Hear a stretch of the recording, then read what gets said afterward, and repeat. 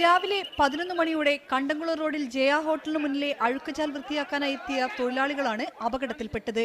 കരാർ തൊഴിലാളികളായ ആന്ധ്ര സ്വദേശിയായ ഒരാൾ മാൻഹോളിൽ ഇറങ്ങിയ ഉടനെ വിഷവാതകം ശ്വസിച്ച് കുഴഞ്ഞു വീണു.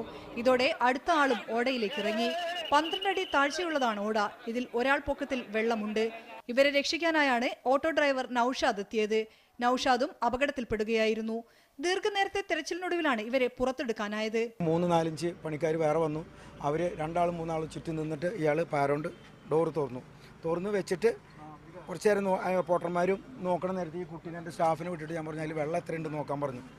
അപ്പോൾ അത് നോക്കി വരണോട് കൂടിയിട്ട് ഒരു പണിക്കാർ ഇറങ്ങി അയാൾ കുഴഞ്ഞ് വീണ വഴിക്ക് ഞാൻ ഓടിച്ചു തന്നു എന്താ പറ്റിയെന്ന് നോക്കാൻ വേണ്ടിയിട്ട്. ചെന്ന് നോക്കുമ്പോൾ രണ്ടാമത്തെ ആൾ ഇറങ്ങി.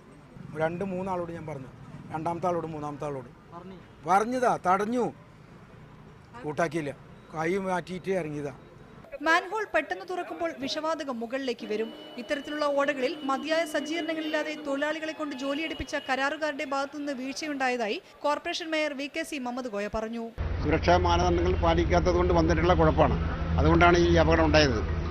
ഈ വർക്ക് ചെയ്യുന്നത് KSUDP എന്നുള്ള സ്ഥാപനമാണ്. കാരണം ഇതൊരു ശാസ്ത്രീയമായി ഇതിനാവശ്യമായി ഓക്സിജൻ എല്ലാം കിട്ടുന്ന ഒരു സംവിധാനം ഉണ്ടാക്കിയിട്ടുള്ളത് ചെയ്യാൻ അത് ചെയ്യുന്നില്ല. അപ്പോൾ ഈ കമ്പനിക്കാരാണ് ഈ കരാറെടുക്കുന്ന കമ്പനിക്കാർക്കാണ് വാസ്തവത്തിൽ ഇതിന്റെ ഉത്തരവാദിത്തം. മരിച്ചവരുടെ കുടുംബത്തിന് 1 ലക്ഷം രൂപ നഷ്ടപരിഹാരം നൽകുമെന്ന് ജില്ലാ കളക്ടർ അറിയിച്ചു. മീഡിയ 1 കോഴിക്കോട്.